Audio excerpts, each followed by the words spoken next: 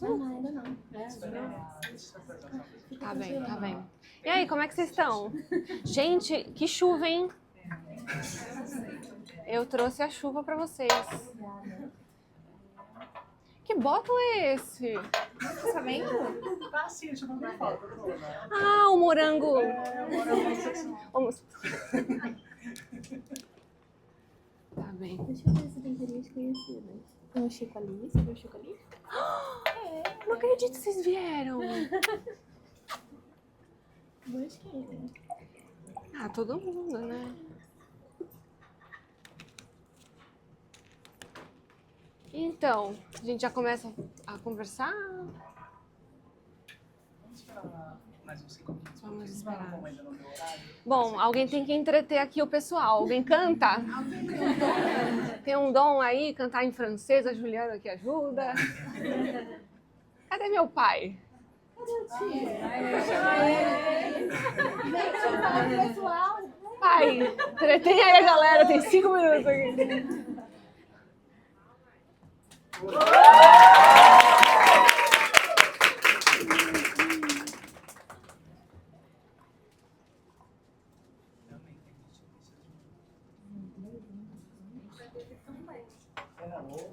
Eu achei que a gente ia chegar aqui pra ter um papo. Bora. vamos aproveitar que ainda não vamos tirar uma fotinha. Vamos.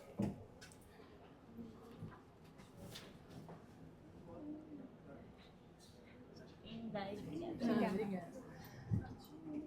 Tô com frio.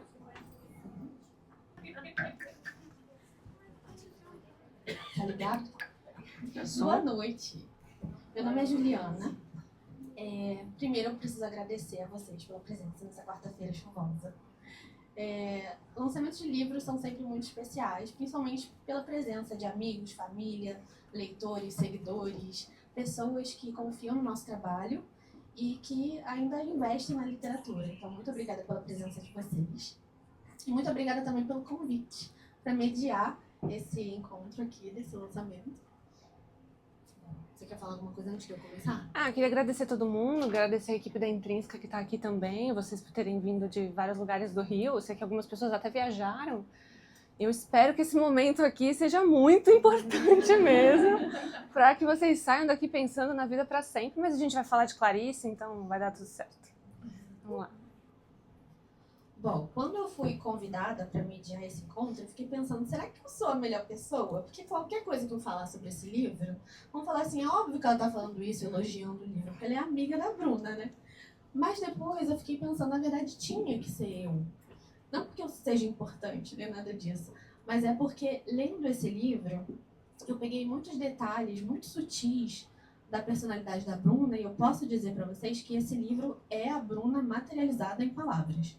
E assim, eu até brinquei com ela esses dias, falei com ela, menina, não é que você que escreveu esse livro mesmo? Não tem nem como me enganar, porque eu ia saber se não tivesse sido ela. Olha, mas o Eduardo, ele fez muita coisa nesse livro. Então eu peguei um pouquinho dessa personalidade lá também. Gente, estou um pouquinho nervosa, porque é meio emocionante, né? Então por isso que eu tô olhando pro celular. Ela chora, ela chora. Eu sou meio emocionada. Mas assim, quando... Tô nervosa, peraí.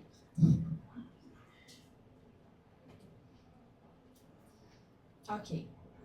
Então, agora eu entendo por que pra Bruna é tão importante ela passear na rua que determinada autora viveu por alguns anos, ou ela saber da fofoca literária que aconteceu naquela época. Porque para ela é muito importante pegar o contexto daquela obra. E ela busca mesmo esses detalhes, que são os detalhes que eu pude encontrar por ser amiga dela, mas ela busca esses detalhes como se ela pudesse, hoje, de alguma forma, ser amiga desses autores. Então, para ela é muito importante se aprofundar nesse tipo de coisa. E eu também entendi, lendo esse livro, por que a Bruna nunca fica cansada. Porque, às vezes, domingo, ela tá com um livro, eu falo assim, minha filha, vai descansar, vai fazer outra coisa. Só que, como ela mesma diz no pós-fácil, a literatura para ela é um espaço sagrado. Então, quando ela está lendo, ela está pensando em algo que aconteceu no passado dela, ou ela está comparando a atitude de algum personagem com alguma atitude que ela já teve, ou com alguma atitude de outra pessoa. Ela está planejando o futuro. E aí a vida dela se entrelaça com a literatura de tal forma que não tem como você cansar disso, né? Então eu entendi muito isso. Eu sou Lendo esse egoísta, é verdade. E a literatura, ela desperta na Bruna uma coisa que é muito intrínseca do ser humano, né? Que é esse ato de refletir, que hoje está até um pouquinho em falta, mas ela sempre está entrelaçada com a literatura de alguma forma. E a gente consegue ver esse interesse genuíno dela por essas obras, né? A gente consegue ver muita verdade na Bruna desde que ela começou a mostrar a rotina dela, os livros que ela gostava no YouTube. E eu acho que, por a gente ver essa verdade, eu sempre falo pra ela, ela tem um marketing meio que culposo, que é um marketing sem a intenção de influenciar. E vocês podem ver isso no capítulo 5, quando ela fala assim, você não gosta de ler, então lê. Eu não sou muito da ficção, por exemplo. E ela nunca tentou me convencer a ser. Mas assim, ainda que ela tenha esse marketing culposo, muita gente aqui, eu acho que se eu perguntar pra vocês, alguém já foi influenciado a ler alguma coisa só porque ela falou. Eu já vi muita gente voltar a ler depois de muitos anos por causa da Bruna. Eu já vi gente começar a ler por causa da Bruna. Eu já vi gente conhecendo obras de culturas diferentes por causa da Bruna. E eu acho que isso só acontece porque a gente vê muita verdade. Então, eu acho que o seu trabalho como divulgadora literária, digamos assim, é muito único por causa disso, porque a gente vê verdade. E esse livro, ele é um lançamento muito importante pra gente, pessoalmente, mas eu também acho que é um lançamento muito importante para a área de letras no geral, porque é um livro leve, não é um livro superficial, é um livro leve, mas que abre pra gente um mundo. Vocês chegaram a dar uma olhada já? Já leram? Leram tudo? Tudo? Meu pai ainda não, ó. Fala com ele. Então é isso, eu espero que vocês gostem desse momento aqui com a gente. Eu vou perguntar algumas coisas pra Bruna e depois a gente também abre pra vocês perguntarem o que vocês quiserem. Gente, leve, hein? Não é banca de TCC, não, por favor. Em vários momentos do livro, a literatura aparece como algo que te acompanha e organiza como você pensa a sua própria vida. Teve algum momento ou alguma obra em que você percebeu que os livros tinham passado a ocupar esse lugar mais estrutural de como você entende o mundo? Eu acho que sim, desde o início eu não era uma pessoa com muita companhia na vida, então eu até sentia que a literatura estava me respondendo às questões. Eu não colocava a literatura nessa coisa sagrada, assim, isso aqui é Clarice, isso aqui é essa, isso aqui é Fernando Pessoa. Para mim eram escritores que falavam com toda a gente, com qualquer tipo de pessoa, e então eu demorei até um tempo para cair a ficha. E eu acho que foi isso, a literatura pega a gente no simples. Eu acho que, ainda mais no mundo midiático, a gente está precisando desse simples, né? Tem aqui meninas que fazem conteúdos bons, a Aimee, a Ju aqui, e eu acho que é isso, a gente precisa de mais gente simples falando de livro, menos não é menos acadêmico no sentido científico, porque eu sou uma grande entusiasta da academia, mas acho que o primeiro livro que fez isso comigo foi As Cidades e as Serras, do Eça de Queiroz, que eu entendi a importância de não ser Jacinto, que é infeliz praticamente em toda a vida, mas que depois descobre a felicidade lá no campo, lá em Tormes, e eu acho que foi por aí. Uma resposta básica, né? Desculpa, a gente não tem muita coisa. Você defende bastante essa dimensão mais contemplativa da literatura, especialmente nesse momento, que está tudo com muita pressa, marcado pela pressa, pelo consumo, pela produtividade. E, ao mesmo tempo, o seu livro ele funciona como uma porta aberta para as pessoas conhecerem diversas obras. Que critérios assim, você sugeriria para alguém que está lendo escolher o que começar a ler? Porque você realmente recomenda muita coisa ali, né? Eu acho que as pessoas precisam primeiro estar mais interessadas na vida. Acho que os livros chegam depois, eles chegam automaticamente quando você é alguém interessado. E eu acho que primeiro a gente precisava pensar um pouco mais sobre o mundo em que nos cerca. Eu acho que a ficção ela é muito boa para isso, Mas eu acho que agora a gente está numa época muito crítica de adoecimento psicológico. Então a gente precisa ler filosofia, eu acho. A gente precisa passar um tempo ali com Bauman, com Byung-Chul Han, falar assim, pô, esses caras são meio chatos, mas como que a gente não vai adoecer? Olha o mundo à nossa volta, olha como são as pessoas. Aí tudo bem, depois você pega a Clarice e pensa, o que está acontecendo com a Macabé? Será que eu não estou anestesiada assim? Será que eu estou vendo a vida passar ou eu acho que eu estou vendo a vida passar? Então, eu acho que inicialmente é buscar livros que estejam falando sobre nós. E quem que fala sobre nós? Vivos. Autores vivos são sagrados. Não uso muito eles na academia, mas eu acho que eles são um pouco importantes pra gente. Por exemplo, tem uma escritora brasileira que tá agora fazendo um sucesso esplêndido em Portugal, que é a Aline Bey. Como é que tá ela aqui? Tem que ler a Aline Bey, tem que ler Carla Madeira, tem que ler uma galera. Eu sei que vocês têm umas certas ressalvas, mas a gente precisa entender o que está acontecendo agora. A gente precisa olhar para a ficção e usar a ficção também. Então, eu diria que é um aglomerado. Antropologia é um caminho muito bom para isso, porque observa a vida. E cada vez se lê menos antropologia, cada vez se lê menos filosofia. Tudo bem que a gente tem um trabalho muito bom das meninas aqui também com BookTok, mas eu acho que é preciso uma certa criticidade, entender o que está acontecendo, para depois a gente também ir para contos, crônicas, coisas. O que vocês acham? É meio Entendemos óbvio, a né? indireta. Não, tudo bem. A Juliana leu umas paradas aí, estava vendo documentário, depois lendo não sei o quê. Ela faz, só que ela faz no francês, né? Depois de escrever esse livro, a sua relação com a leitura mudou de alguma forma? Ou escrever acabou revelando algo sobre a forma como você sempre leu? Olha, eu acho que o livro foi uma oportunidade de falar com a literatura pela primeira vez. Não choro. Eu sempre falei sobre a literatura, sempre passei ela adiante e até fiquei falando com o Eduardo nas primeiras semanas de lançamento. Vamos dar uma cancelada? Porque esse livro era uma coisa tão minha por tanto tempo, foi um ano e alguma coisa. 1 ano e 3 meses, assim, e quando eu tava vendo as pessoas recebendo, eu falei, nossa, mas e agora? O que eu faço? Eu acho que a gente precisava... Eu acho que eu precisava do livro para falar com quem sempre me ouviu. E foi a primeira vez que eu consegui. Porque escrever... Eu acho que, principalmente no capítulo sobre Clarice, eu não estava falando da Clarice, eu estava falando com ela. Olha, na minha adolescência você fez isso, na minha infância você fez aquilo, e eu nunca vou ter oportunidade de fazer isso com eles, né? Então eu acho que o livro me deu essa oportunidade. O Eduardo e a Rebeca me deram essa oportunidade. A gente está em um ambiente muito propício para falar sobre a Clarice. E você volta muitas vezes na Hora da Estrela. Quantas vezes você leu? Esse ano? Esse ano. Esse mês? Não é possível. Eu li, eu tava no Uber, tava com tempo. Não é possível. O que te faz voltar tanto para esse livro?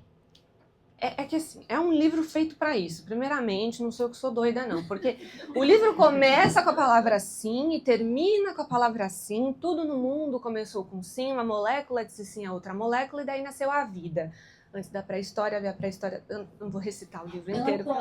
Na próxima vez, você pode... Era para fazer um audiobook do livro, era mais fácil. Que do meu eu tô engasgando, já tem coisa que eu não lembro. Mas eu acho que o que me faz voltar nele é ver a solidão da personagem. O que me faz entrar no livro eu sempre estou buscando alguma coisa, eu não sei explicar, eu estou querendo, sei lá, entender o Rodrigo, eu estou querendo entender os personagens ali, aquele namorado, por que as pessoas são assim, o que a Glória tem na cabeça? Eu acho que eu fico ali, entendeu? Nessa coisa da pergunta o tempo todo, e principalmente agora nos últimos, já vai fazer 2 anos, né? Quando a minha avó faleceu, eu não sei, aquilo me deu um negócio, me deu um susto entender, a gente morre. Só agora eu me lembrei que a gente morre. Então, não esquecer que é tempo de morangos, assim. E esse tempo de morangos, aí eu já mudo de opinião toda vez que eu leio. Uma hora é porque existe um tempo certo para cada coisa. Depois é porque a gente só tem a vida agora. Aí, essa última viagem, assim, eu pensei... é que a gente só tem o hoje.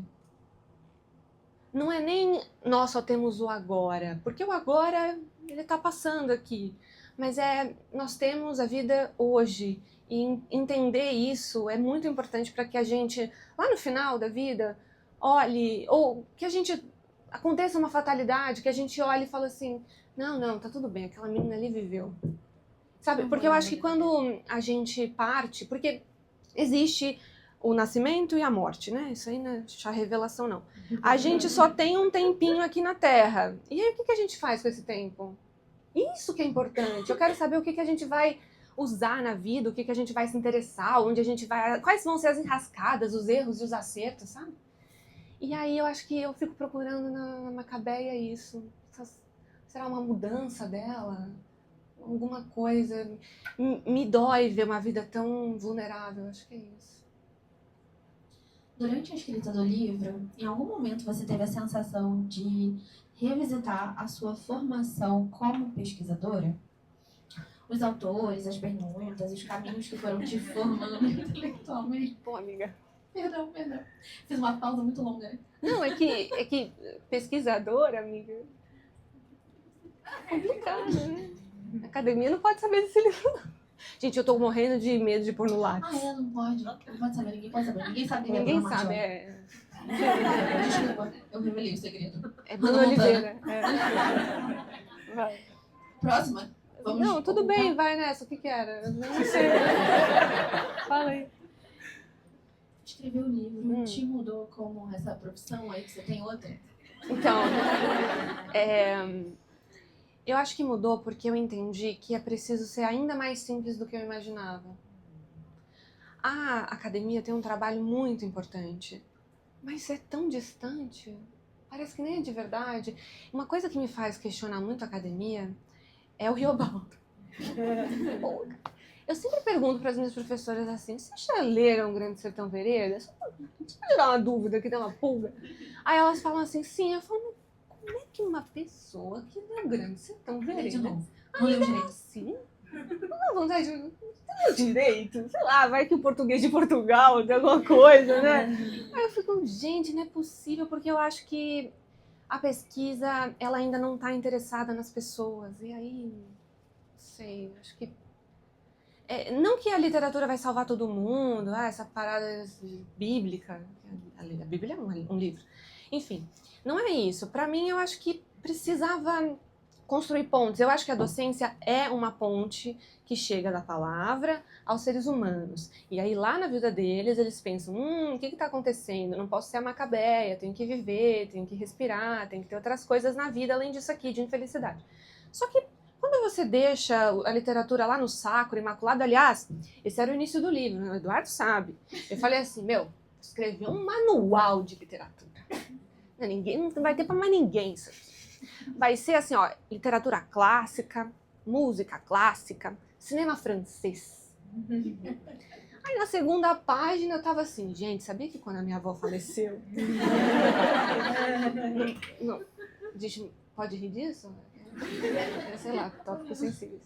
Mas, enfim, eu precisei ali do livro também. Na verdade, o final, resumidamente, o livro foi para mim uma oportunidade de ver ela de novo, de ver meu pai de novo, mais lúcido, apesar que ele tá super saudável aí, sem passar as roupas.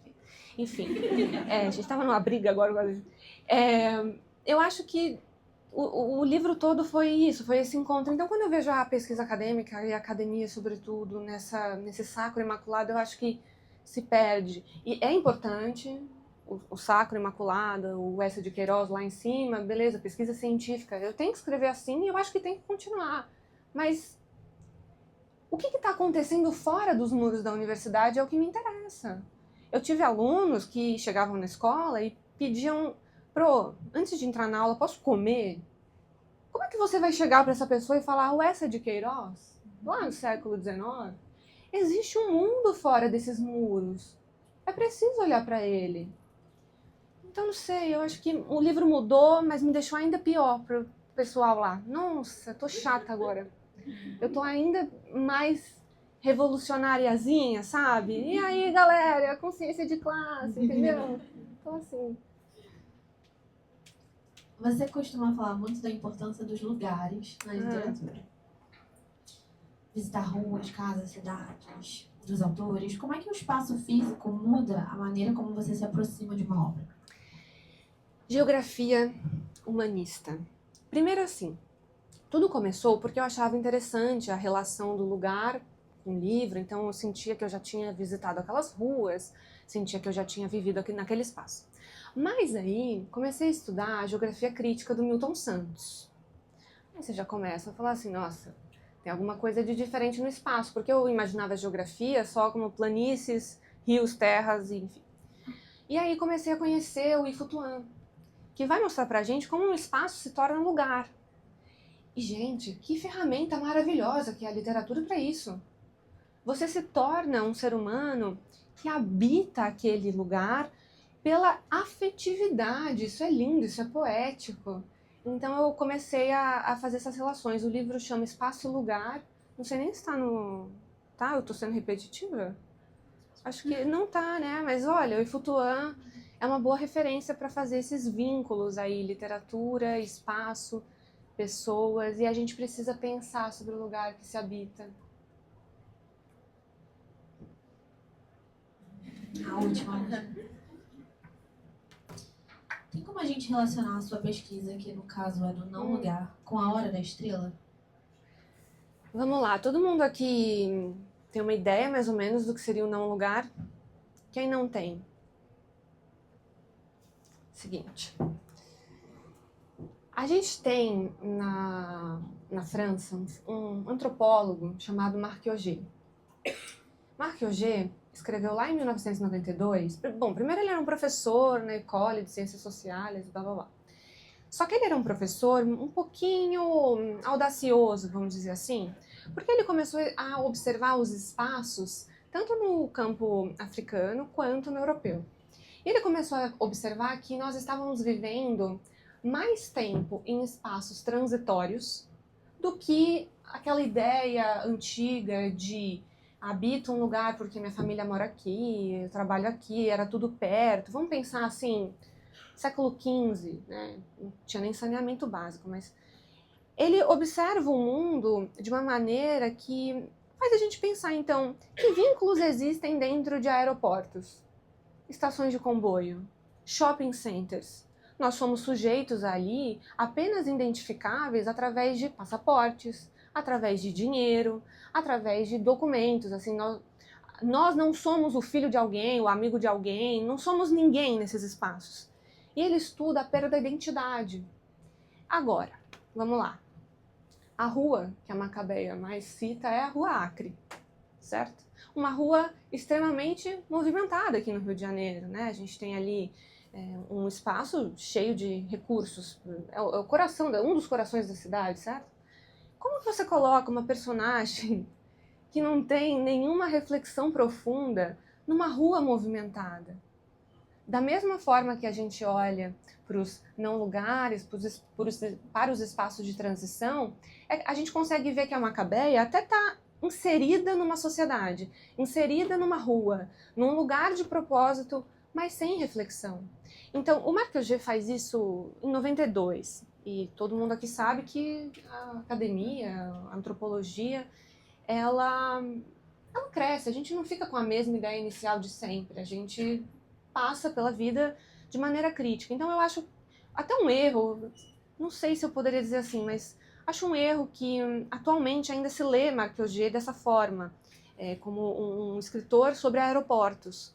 Marc Augé está muito atual.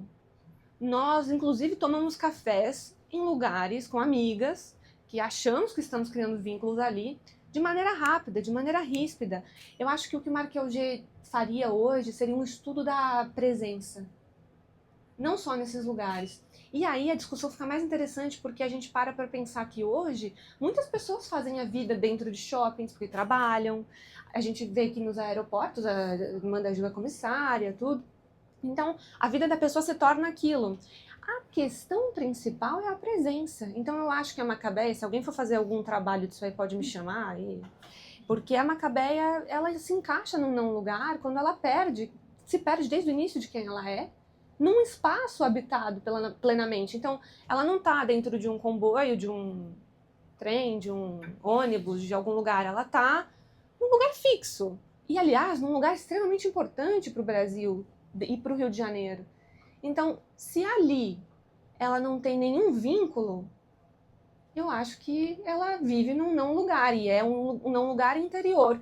Já tem pesquisa que aponta esse não lugar interior dos personagens. O próprio Marc Augé, depois no O Passé l'Avenir, tá certo?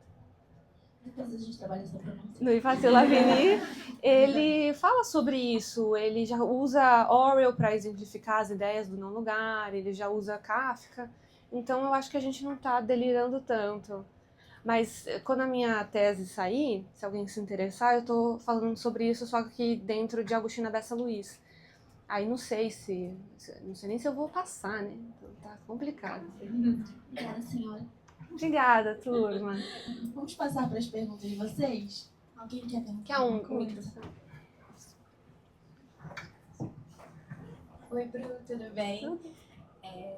Te acompanho desde a primeira oficina de Hora da Estrela, em todas as oficinas. E eu queria saber de você, se você agora, com a estreia do livro, fazendo essas oficinas presenciais, você está tendo um pouco da dimensão do quanto você impacta a vida das pessoas. Porque eu sei que olhar só para números, muitas vezes a gente não tem ideia, né? Mas quando a gente vai vendo, seja no podcast de quem te acompanha, nos vlogs, nas oficinas, no Instagram, se você tem ideia e está tendo mais dimensão agora de quantas vidas você tem impactado e de quão importante é seu trabalho sendo uma pessoa tão jovem, né? Que tá doida para envelhecer, que eu nunca vi igual, mas assim, extremamente jovem. Imagina 29, quanto peraí. você vai impactar ainda mais. Qual o seu nome? Arícia. Arícia. Inclusive, tem uma Eu te tatuagem. conheço! Minha filha, estou em todas as oficinas. A gente se fala. Inclusive, tem uma Mas você mudou o tatuagem cabelo? do nosso Grande Sertão Veredas, Uau. que eu fiz depois da oficina, travessia. Eu só tenho duas, então é importante. Importante. E é isso, Bruno. Grande fã sua, parabéns. Obrigada. Eu entendo que parece uma coisa muito legal. Só que, assim, eu acho que a gente precisa chegar num consenso, porque, assim, eu não acho que eu mudo tanto assim a vida de vocês. Eu acho que vocês mudaram muito mais a minha vida. Não é num tom fofo, não. Vamos ser sincera. Por exemplo, as oficinas me permitiram dar uma velhice boa pra minha avó. Quem que tá impactando mais quem? Olha o meu pai. Olha a vida dele hoje. Acho que é isso. Quem mais?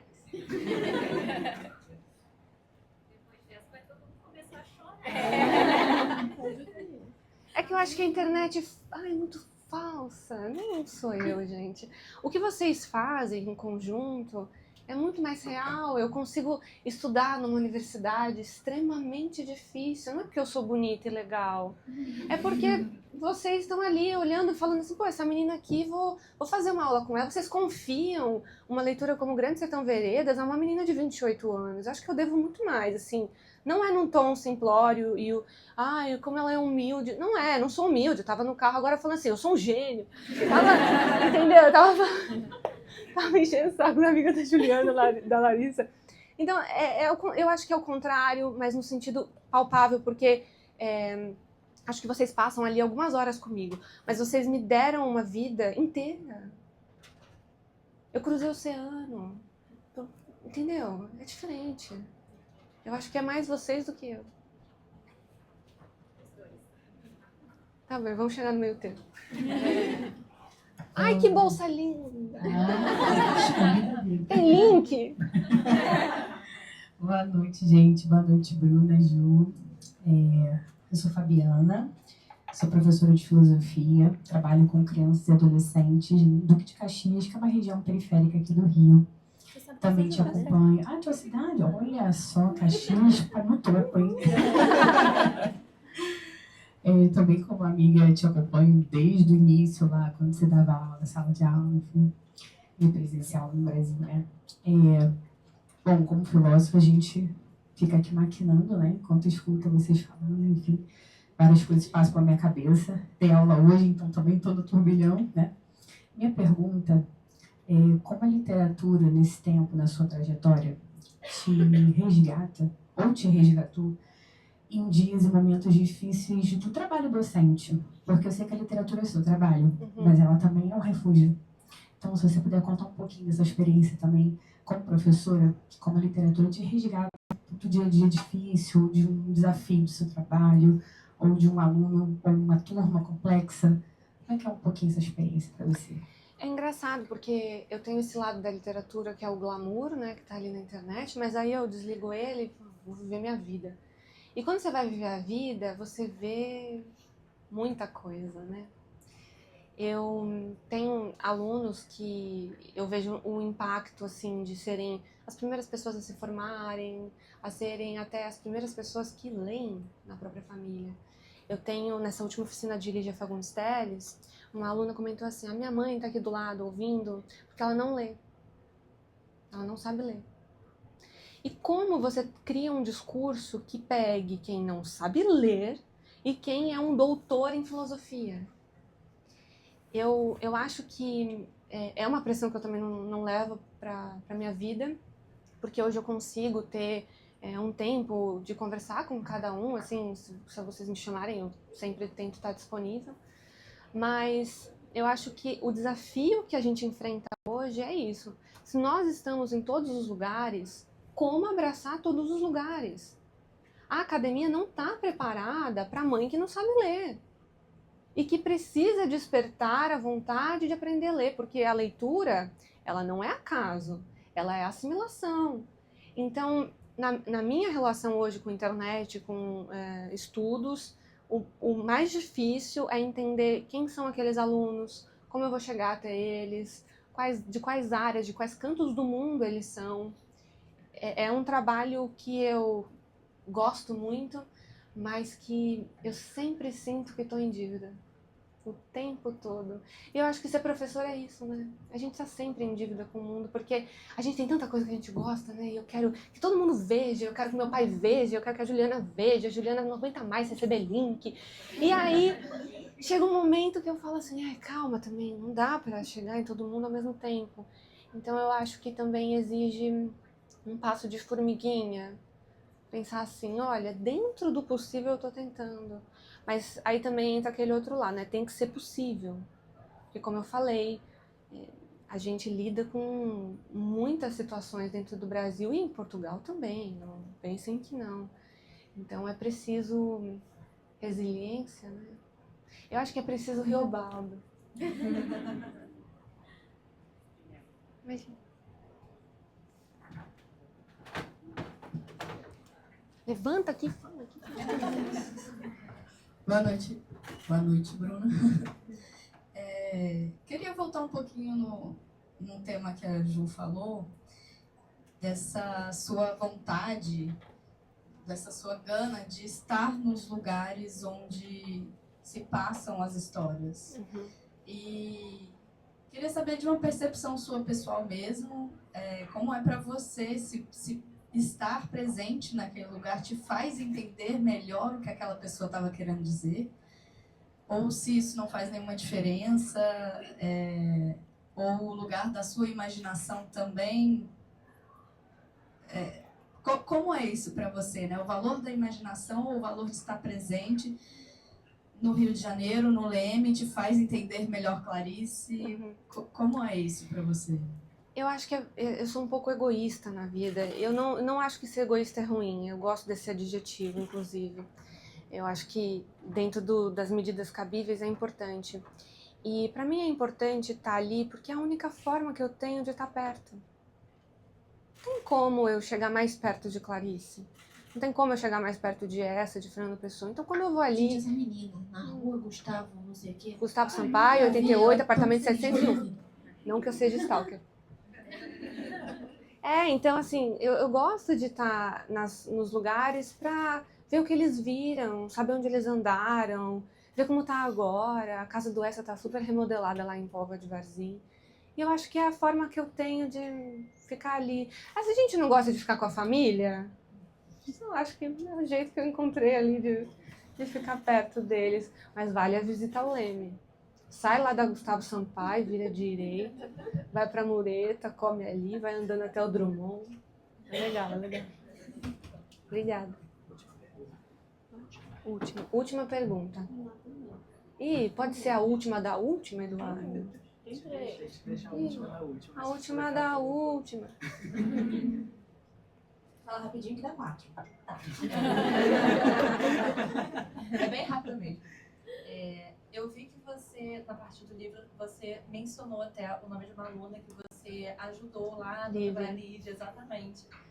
E aí eu vi que você agora é professora universitária, né? Você menciona isso. Você sente falta de lá dos pequenininhos, de ensinar uma Lívia? Você pretende voltar em algum momento? Ou você prefere mais agora a universidade? Eu gosto do ensino universitário. Eu gosto, mas eu não sei, eu acho que a vida é feita de fases, né? Talvez eu volte. Não faço ideia, é difícil ter certeza. Você dá aula? Não, na verdade meu meio é completamente diferente, eu sou biomédica. Você faz botão? Não. Foi mais forte. Eu sou biomédica e patologista clínica, não vi Tudo bem. Se você tiver alguma amiga. Bruno, aqui. Eu te acompanho desde a época da sala de aula aqui no Brasil, ali no comecinho. Antes de você formar na segunda graduação. Uau. E eu queria saber de você qual que é o traço seu, pessoal, que você sente dessa Bruna que começou apaixonada pela educação e pela literatura, que você mais sentiu que transformou para o momento atual da sua vida, e qual você mais preservou para manter? Eu acho que é a curiosidade. É preciso ser interessado na vida, é preciso ser curioso. É preciso também, como eu falei, ser em certos pontos da vida egoísta, porque em muitos momentos eu não pude estudar por questões financeiras, mas quando esse momento não era possível por questões pessoais, eu me obriguei a eliminá-los. Então, eu acho que o mais importante foi o meu compromisso comigo, de ser chata. Inclusive, o meu pai está aqui, ele pode dizer o quão chata eu sou, porque eu realmente acho que a gente está numa vida tão difícil de ser salva, né? Então, a gente tem que salvar a si mesmo, custe o que custar. Eu não estou num momento super acadêmico, né, mas eu acho que para chegar ali e para ser, por exemplo, como as minhas professoras são, é preciso a arte de abrir mão. Às vezes a gente tem que abrir mão de algumas coisas, vão doer, mas eu acho que é importante, porque é melhor uma vida, é melhor doer um segundo do que doer uma vida inteira. Sim, eu penso assim. Sou egoísta, é sério. Obrigada. Agora a última. Oi, Bruno, tudo bem? Tudo. Eu sou a Aline. Eu acabei de passar em Direito na UFRJ. Uau, parabéns! Obrigada, gente. E eu queria saber de você, como que você acha que a literatura, como Clarice, ela se relaciona com outras áreas, sem ser necessariamente área de letras, área de literatura, porque a gente percebe algumas coisas no curso de Direito, mas de livros mais acadêmicos, sabe? Então, teóricas mais de filosofia e não tanto de literatura. Eu acho que a literatura ficcional, acho que é isso, né? Ficção. A ficção é importante para que a gente viva de outras formas, para que a gente possa pensar fora da caixinha. Se você é do direito, se você é da engenharia, se você é do navio negreiro lá, sei aonde você é, eu acho que sair disso é muito importante. Nós da letras não somos tão fechadinhos, a gente lê tanta coisa diferente e tal. Pra gente também é importante sair da caixinha, é importante ler autores novos, ler autores do passado. Eu acho que isso mantém vivo a consciência da sociedade. No direito, então, isso é muito importante. saber olhar para o outro, saber respeitar as pessoas, sobretudo. Nós precisamos de cada vez mais de bons advogados, eu não sei se isso é bom ou não, mas eu acho que a literatura ficcional tem esse poder de mostrar para vocês, para nós todos, outras formas de ser e estar no mundo. E isso é o interesse principal do ser humano agora. Obrigada. Vai tudo? Claro. Luiz, só um minutinho. Eu sou Gerson Pidaria, sou técnico da casa. Eu vendo muita gente aqui acadêmica, eu não sou acadêmico, eu não passei por isso. Só fui aprender a ler aos 13 anos, porque eu sou de uma aldeia indígena, filho de índio, de Índia com homem da cidade. Mas eu aprendi a ler e gostei da literatura, e hoje, como professor de circo, levei a literatura para uma comunidade onde eu dou aula, que lá não tinha acesso à literatura.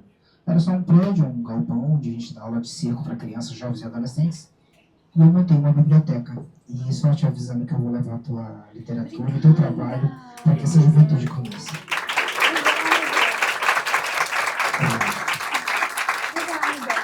Se eles precisarem de alguma coisa, fala comigo. É tudo? Obrigada, gente. Agora a gente vai conversar mais, né? Pessoalmente. Quer dizer, não que a gente não Oi, gente, lá embaixo tem a mesinha, vai ser só jantar que você vai descer lá embaixo, a Bruna vai falar com mais carinho com todo mundo. E é isso. Obrigado, gente. Chorou, amiga? Chorou nada. Já tem uma fila enorme. Eu meti uma voz de